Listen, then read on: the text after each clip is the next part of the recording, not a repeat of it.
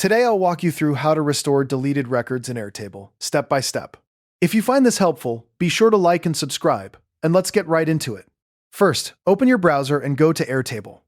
You'll need to log into your account, so click the Login button and enter your credentials. Once you're in, navigate to the base where the record was deleted. This is the specific table or workspace where the accidental deletion happened. It's important to act quickly here, because the most reliable recovery method relies on timing. Now, here's the key move. Immediately press Ctrl+Z on Windows or Command+Z on a Mac. This is the universal undo shortcut, and in Airtable it can reverse your most recent action, including a record deletion. The faster you do this after the deletion, the better your chances of a full recovery. You'll then need to wait a moment for Airtable to process the undo command.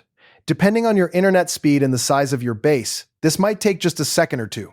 Don't click around or refresh the page during this time, let the undo complete. Once it's done, verify that the deleted record has been restored. Look in the table view for the row you thought was lost.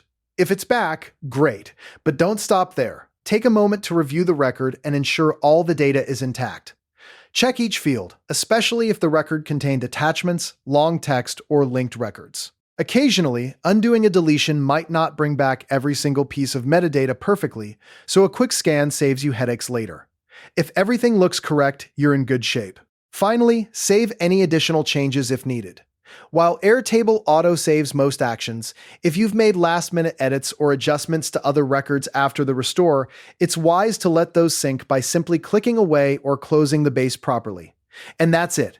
You've successfully restored a deleted record in Airtable using the undo shortcut. Remember, acting immediately is your best defense against accidental data loss. Thanks for watching, and I'll see you in the next tutorial.